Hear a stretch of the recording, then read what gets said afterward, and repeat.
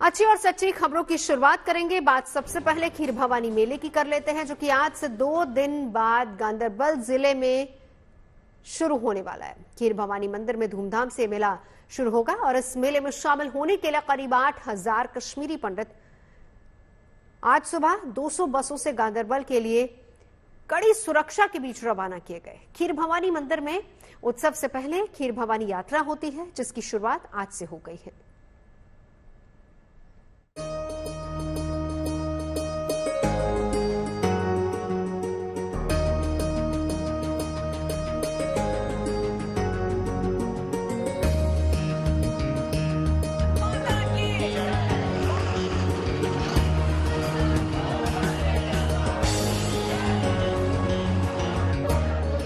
खीर भवानी मेले की शुभ घड़ी नजदीक आई तो कश्मीरी पंडित खुशी से झूम उठे। कोई माता खीर भवानी की भक्ति में मगन होकर झूमने लगा और कोई माँ के नाम के जयकारे लगाने लगा। माता खीर भवानी की, तुलमुला माता की। क्या बच्चे और क्या बुजुर्ग, क्या महिलाएं और क्या पुरुष, सभी के चेहरों पर खीर भवानी यात्रा पर जाने की खुशी साफ नजर आई। आस्था और भक्ति के तमाम रंगों को समेटे हुए ये तस्वीरें जम्मू से आई हैं, जहां से करीब 8,000 कश्मीरी पंडित श्रद्धालुओं का जत्था माता खीर भवानी धाम के लिए आज रवाना किया गया। गवर्नमेंट की भी बहुत धन्यवाद कर रही हूँ, जिसने हमें आज 2-3 दिन ज्यादा ही दिए हैं खीर भवानी माता के लिए। हम पहले जब कश्मीर में होते थे, हम 1 हफ्ता पहले ही जाते थे। ये हमारा बहुत सा बड़ा अच्छा दिन है माता भवानी का। यही माता रानी सबकी रक्षा करे और सबके हालात ठीक हो जाएंगे, हम भी अपने घरों को वापस जाएंगे। आज भी गवर्नमेंट साहब ने हमें इतनी गाड़ियाँ दी, इतनी सुविधा दी है। मैं जम्मू रूपनगर से जा रही हूँ तुलमुल माता खीर भवानी के दर्शन करने। ऐसे हम जाते हैं हर साल कश्मीर, बट ऐसे फर्स्ट टाइम मेरी सिस्टर एंड मदर हम बस में जा रहे हैं, लाइक पिलग्रिम्स की तरह। काफी एक्साइटमेंट है, काफी हैप्पी है कि हम लोग जा रहे हैं और वहाँ पे जाके हम अपनी माता रानी की ब्लेसिंग्स लेंगे। और मैं टिकरी जा रही हूँ और हम लोग वहाँ पे पहली बार जा रहे हैं, तो काफी एक्साइटमेंट है। और हम वहाँ पे जाके माता रानी से प्रे करेंगे कि सब कुछ ठीक रहे, हमारा देश, हमारी कम्युनिटी, हम सब आगे बढ़े। ये सभी श्रद्धालु 200 बसों में बैठाकर गांधरबल जिले में मौजूद माता खीर भवानी मंदिर के लिए रवाना किए गए, जहां इस साल 14 तारीख को बड़ी ही धूमधाम के साथ खीर भवानी मेला आयोजित होगा। ये कश्मीरी पंडित समुदाय का विशेष पर्व है, जो माता खीर भवानी देवी को अपनी संरक्षक देवी के रूप में पूजते हैं। लिहाजा इस पर्व को मनाने के लिए हर साल बड़ी संख्या में कश्मीरी पंडित माता के धाम पहुंचते हैं। यात्रा पर रवाना होने से पहले इन सभी श्रद्धालुओं का रजिस्ट्रेशन करवाया गया है। इनके आने और जाने, ठहरने और सुरक्षा का पूरा प्रबंध प्रशासन ने किया है। यहाँ से जो है गाड़ियाँ डिफरेंट डेस्टिनेशंस पर जाएंगी। जैसे आप जानते हैं, माता के जो 5 पड़ाव है वहाँ पे, मेन जो फेस्टिवल है वो गांधरबल में है, माता खीर भवानी तुलमुला में। वहाँ पे लगभग 135 गाड़ियों का प्रोविजन रखा हमने, जो यात्रियों ने हमारे पास एनरोलमेंट की है। जो श्रद्धालु यहाँ आना चाहता है वो बेखौफ आकर यहाँ आ सकता है और माता के दर्शन कर सकता है। ये मेरी दिली प्रार्थना है। नमस्कार। मैं कश्मीरी पंडित हूँ और कश्मीर में रहता हूँ। बिल्कुल जब हालात खराब हो गए तो हम दिल्ली पलायन करना पड़ा था, लेकिन मैं धन्यवाद देता हूँ प्रधानमंत्री मोदी जी का, जिनके कारण हम वापस आ पाए। खीर भवानी यात्रा शुरू होते ही माता के धाम में मेले को लेकर चल रही तैयारियों को तेजी से निपटाया जा रहा है। मेले से जुड़ी तैयारियों में कोई कोर कसर बाकी न रह जाए, इसका प्रशासन पूरा ख्याल रख रहा है। खुद कश्मीर के डिविजनल कमिश्नर विजय कुमार माता के धाम पहुंचे, जहां उन्होंने पहले पूजा की और फिर मेले से जुड़ी तैयारियों का जायजा लिया। श्रद्धालु यहाँ पे आ जाएंगे और उनकी पूरी व्यवस्था जो है ठीक से रहे, और सभी लोग इसमें पार्टिसिपेट करते हैं। न केवल हमारे कश्मीरी पंडित बिरादरी के लोग यहाँ आते हैं, बल्कि लोकल लोग भी इसमें बहुत अच्छे से आगे बढ़ के काम करते हैं। डिस्ट्रिक्ट एडमिनिस्ट्रेशन ने यहाँ पे बहुत अच्छा ये काम किया है और इनके सहयोग से ही हम और चीजें देख रहे हैं। वहीं हालिया आतंकी घटनाओं को देखते हुए खीर भवानी मेले के दौरान सुरक्षा के चाक चौबंद इंतजाम किए जा रहे हैं। ताकि मेले का सफल आयोजन किया जा सके। कश्मीर में कश्मीरी पंडितों का सबसे मशहूर त्योहार माता खीर भवानी का मेला शुक्रवार को आयोजित किया जा रहा है। इस बीच आज ही देश के अलग अलग हिस्सों से विस्थापित कश्मीरी पंडित इस मेले में शिरकत के लिए जम्मू से जत्थे की शक्ल में श्रीनगर के लिए रवाना हुए। पिछले 2 दिन के दौरान जम्मू कश्मीर के 3 अलग अलग हिस्सों में हुए 3 आतंकी हमलों के बाद इस साल के खीर भवानी मेले के लिए सुरक्षा व्यवस्था के चाक चौबंद इंतजाम किए गए हैं ताकि श्रद्धालुओं को कोई दिक्कत ना हो। न सिर्फ मंदिर के परिसर के आसपास सुरक्षा बढ़ाई गई है, बल्कि साथ ही साथ उन सभी श्रद्धालुओं को सुरक्षा दी जा रही है जो खीर भवानी मेले के लिए तुलमुल गांदरबल पहुंच रहे हैं। माता खीर भवानी मंदिर में 13 जून की शाम से ही श्रद्धालुओं के पहुंचने का सिलसिला शुरू हो जाएगा और 14 जून को दिन भर धाम में धार्मिक कार्यक्रम होंगे, जिसमें भजन कीर्तन के साथ कश्मीरी पंडित महिलाएं पारंपरिक पूजा अर्चना माता खीर भवानी की करेंगी। जम्मू से सुनील जी भट्ट और गांदरबल से अशरफ पारी के साथ bureau report the news today. और अब आपको लिए चलते हैं चित्तौड़गढ़, जहां पर सांवलिया सेठ मंदिर में हर महीने आने वाले लाखों श्रद्धालुओं ने चढ़ावे का एक नया रिकॉर्ड बनाया है। इस महीने जब सांवलिया सेठ मंदिर के दान पात्र को खोला गया तो उसमें से 17 करोड़ रुपए से ज्यादा की राशि निकली। साथ ही 1.5 किलो से ज्यादा सोना और 68 किलो से ज्यादा चांदी मिली और 15 सोने के बिस्किट भी मिले हैं।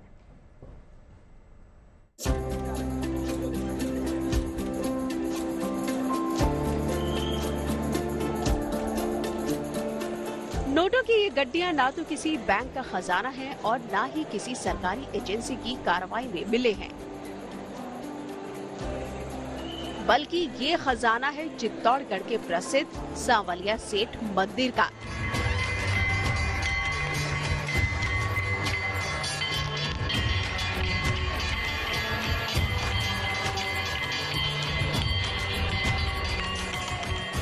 जहां हर महीने की तरह जब इस महीने भी मंदिर के दान पात्र खोले गए तो उनसे रिकॉर्ड चढ़ावा सामने आया। जानकारी के मुताबिक 4 चरणों में 13 करोड़ 47,85,984 रुपए गिने गए, जबकि ऑनलाइन 3 करोड़ 64,89,000 रुपए मंदिर को मिले हैं। कुल मिलाकर 17 करोड़ 12,74,984 रुपए सांवलिया सेठ को भक्तों ने चढ़ावे में भेंट किए हैं। इसके अलावा 1.5 किलो से ज्यादा सोना और 68 किलो से ज्यादा चांदी, साथ ही 100 ग्राम के 15 सोने के बिस्किट भी दान पात्र से निकले। गणना जो है दान पेटी से निकलने वाली राशि की हर माह लगभग होती है और आपकी बार जो दान पेटी से भक्तों ने जो दान किया है वो 13 करोड़ प्लस है और ऑनलाइन मनी ऑर्डर के माध्यम से ऑनलाइन अकाउंट में अलग अलग माध्यम से भी जो राशि प्राप्त हुई है 3 करोड़ के से ज़्यादा है। कुल मिला के 17 करोड़ के आसपास हमें दान राशि प्राप्त हुई है। काउंटिंग में हमारा जो मंदिर का स्टाफ ही रहता है जो यहाँ कार्यरत रहता है अलग अलग जगह और उसमें अलग अलग सेक्शंस के जो लोग होते हैं उनको हम रोटेशन से लगाते रहते हैं और ट्रांसपेरेंसी के लिए पूरा प्रयास रहता है कि वहाँ वीडियोग्राफी जो है वीडियोग्राफर हैं उनको हम लगा के रखते हैं और साथ ही CCTV कैमराज हैं, उसका भी हम कंट्रोल रूम के माध्यम से जो है सारी व्यवस्थाएं मॉनिटर करते हैं। चित्तौड़गढ़ के इस प्रसिद्ध कृष्ण धाम सांवलिया सेठ मंदिर में हर दिन सैकड़ों की संख्या में भक्त पहुंचते हैं, जो अपनी श्रद्धा के अनुसार भगवान के चरणों में चढ़ावा चढ़ाते हैं, खासकर व्यापारी। दरअसल व्यापार जगत में सांवलिया सेठ की ख्याति इतनी ज्यादा है कि लोग अपने व्यापार को बढ़ाने के लिए इन्हें अपना बिजनेस पार्टनर बनाते हैं। मान्यता है कि जो भक्त खजाने में जितना चढ़ाता है, सांवलिया सेठ उससे कई गुना ज्यादा भक्तों को वापस लौटा देते हैं। इसी वजह से यहाँ हर महीने करोड़ों का चढ़ावा इसी तरह चढ़ता है, जिसका इस्तेमाल मंदिर के रखरखाव और श्रद्धालुओं की सुविधाओं के लिए किया जाता है। भक्तों की श्रद्धा है कि वो किसी भी रूप में दे जाते हैं। किसी ने लहसुन की खेती की तो लहसुन चांदी का चढ़ा जाएगा, किसी ने बढ़िया व्हीकल का बिजनेस किया तो व्हीकल चांदी का, और अलग अलग प्रकार से अलग अलग प्रकृति की जो चीजें वो धातु के रूप में हमें प्राप्त होती हैं। खास हाँ, मतलब आसपास के जो 16 गांव हैं मुख्य रूप से उनमें विकास किया जाता है। और मंडपीय है उसका केंद्र बिंदु है। कई गुना श्रद्धालु बढ़े हैं, कई गुना यहाँ का चढ़ावा बढ़ा है। मैंने वो दिन भी देखा है जब यहाँ पे 50 लाख 70 लाख रुपए मासिक मेले में भंडारा खुला करता था और आज वो राशि 15 से 20 करोड़ के आसपास खुलती है। तो आप आकलन कर सकते हैं कितना बड़ा यहाँ पे मान्यता बढ़ी है सांवरा सेठ जी की। और सांवरा सेठ जी के बारे में यह मान्यता काफी प्रचलित है कि आप कोई भी नया व्यवसायिक कार्य करें, किसी भी तरह का कोई कार्य करें और उनको अगर आपने पार्टनरशिप रख लिया, मतलब पार्टनर में 1% 2% आपने मन में ये श्रद्धा से ठान लिया और वो पार्टनरशिप, वो कार्य हमेशा सफल होता है और इसका प्रत्यक्ष प्रमाण मैं हूँ।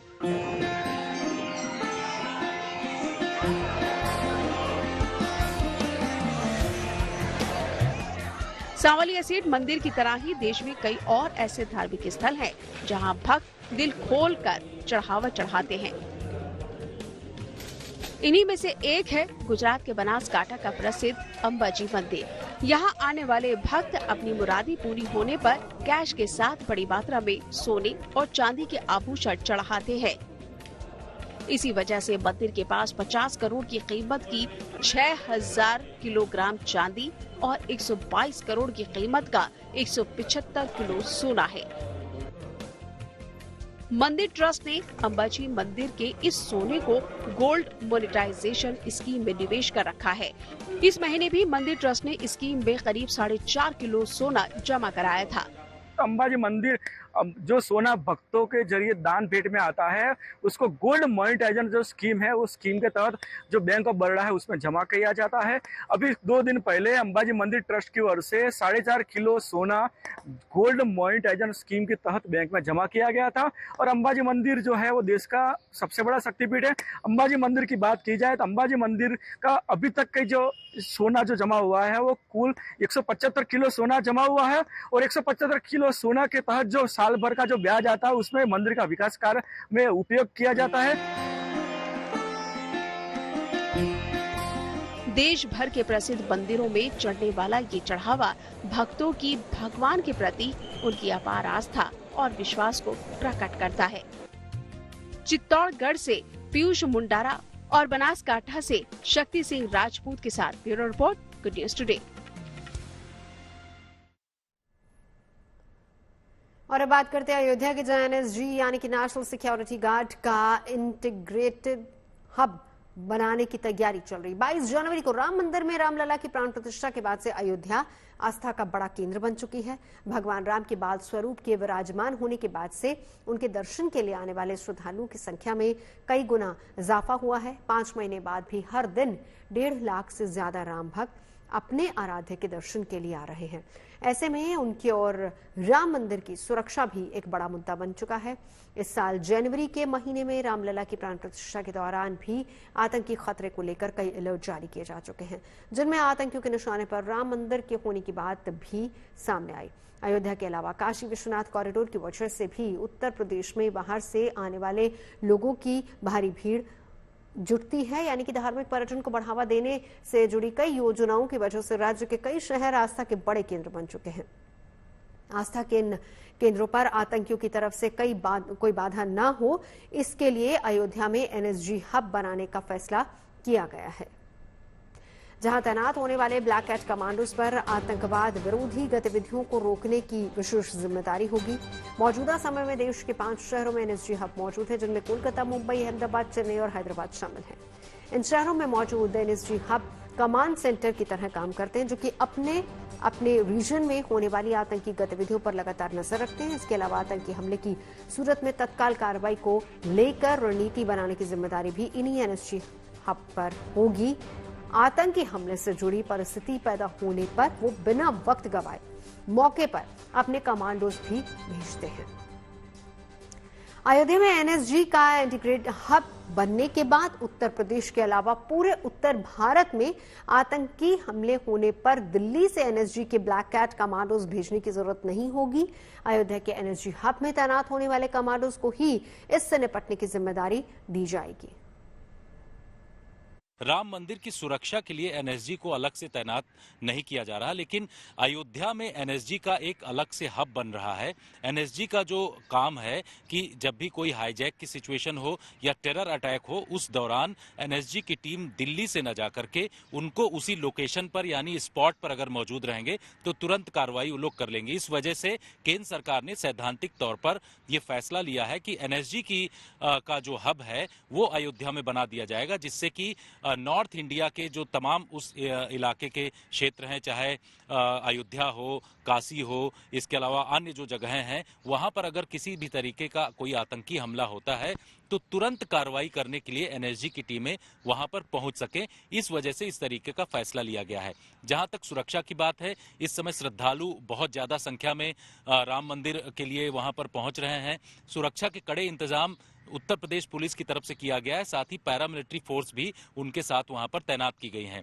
एनएसजी का हब जो वहां पर बनाया जा रहा है वो इंटीग्रेटेड हब होगा, और इस हब की सबसे खास बात ये होगी कि यहां पर एनएसजी के तमाम ब्लैक कैट कमांडोज तैनात होंगे, जिसका मकसद ये होगा कि अगर किसी भी तरीके से कोई आतंकी वहां पर हमला करता, क्योंकि समय समय पर इस तरीके से खुफिया एजेंसियों के पास रिपोर्ट्स आती रहती हैं कि अयोध्या जो है आतंकवादियों के निशाने पर है, चाहे वो नेपाल बॉर्डर नजदीक है वहां से, उस वजह से ये भी कहा जाता है कि नेपाल के रास्ते घुसपैठ कर सकते हैं। तो ऐसी चीजों को ध्यान में रखते हुए जो एक रिपोर्ट दी गई थी केंद्र सरकार को, उसके बाद इस तरीके का फैसला लिया गया है कि अयोध्या में एनएसजी का हब होगा और वहां पर तमाम ब्लैक कैट कमांडोज तैनात होंगे, जो कि अलग अलग तरीके के उनके पास हथियार होते हैं, उनके पास ऐसे इक्विपमेंट होते हैं। साथ ही ये भी कहा जा रहा है कि एनएसजी के पास जो डीआरडीओ के द्वारा दिया गया एंटी ड्रोन सिस्टम है उसको भी वहां पर रखा जाएगा, जिससे कि अगर कोई ड्रोन से भी अटैक करने की कोशिश करता है तो उसके खिलाफ भी कार्रवाई की जा सके।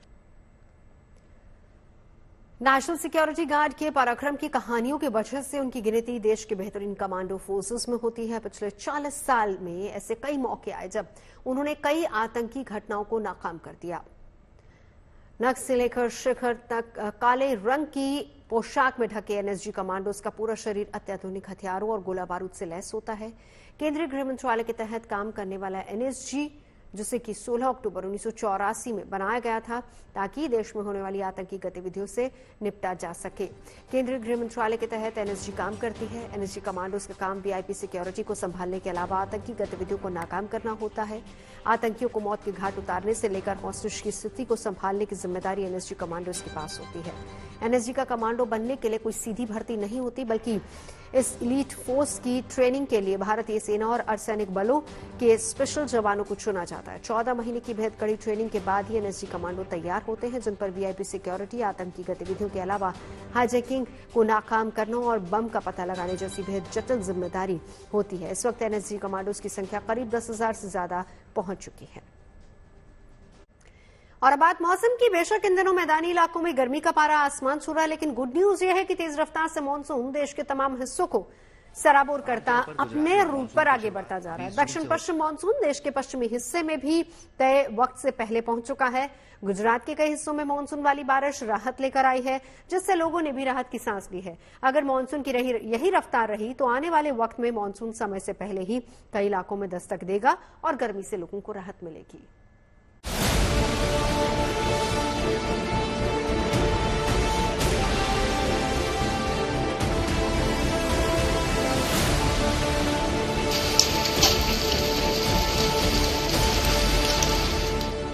उत्तर भारत में भीषण गर्मी का सितम जारी है, लेकिन दक्षिण गुजरात के लोगों के लिए मानसून राहत लेकर आया है। मौसम विभाग के मुताबिक गुजरात में मानसून की एंट्री हो गई है। दक्षिण गुजरात में नवसारी और वलसाड़ से मानसून का आगमन हो गया है और आने वाले 4 दिनों तक इन जगहों पर अच्छी बारिश का अनुमान है। आमतौर पर गुजरात में मानसून की शुरुआत 20 जून से होती है, लेकिन इस बार दक्षिण पश्चिम मानसून समय से पहले ही राज्य में पहुंच गया है। मानसून के आने से लोगों को चिलचिलाती गर्मी से राहत मिली है। हालांकि अभी पूरे गुजरात में मानसून को कवर होने में हफ्ते भर का समय लग सकता है।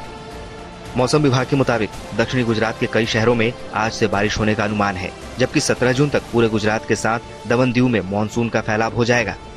अगर पूरे देश में मानसून की स्थिति की बात करें तो मानसून केरल, कर्नाटक, तमिलनाडु, आंध्र प्रदेश, तेलंगाना, महाराष्ट्र, गुजरात के दक्षिणी हिस्से, ओडिशा और छत्तीसगढ़ के दक्षिणी हिस्से तक प्रभावी है, जबकि मानसून की पूर्वी शाखा बंगाल में ही पिछले कई दिनों से ठहरी हुई है। मौसम विभाग के मुताबिक मानसून एमपी, छत्तीसगढ़, झारखंड और बिहार को 15 जून तक कवर कर लेगा, जबकि राजस्थान, यूपी और उत्तराखंड में मानसून की बारिश 25 जून के बाद ही हो पाएगी। हिमाचल और कश्मीर में भी 25 जून के बाद ही बादल बरसेंगे। वहीं दिल्ली, हरियाणा और पंजाब में 29 जून तक बारिश के आसार हैं। फिलहाल उत्तरी राज्यों यानी बिहार, यूपी, दिल्ली, राजस्थान जैसे राज्यों में भीषण गर्मी पड़ रही है। बिहार के लिए मौसम विभाग ने कहा है कि 15 से 16 जून से मौसम में बदलाव आने की संभावना है, जबकि उत्तर प्रदेश, दिल्ली, राजस्थान में हीट वेव अभी जारी रहेगी, जिससे फिलहाल राहत के आसार नहीं है। Bureau report, good news today. खबरें सच्ची होनी चाहिए, अच्छी खुद ब खुद लगती है। Navjeet Randhawa signing off. आप सुनते रहिए गुड न्यूज और देखते रहिए गुड न्यूज टुडे।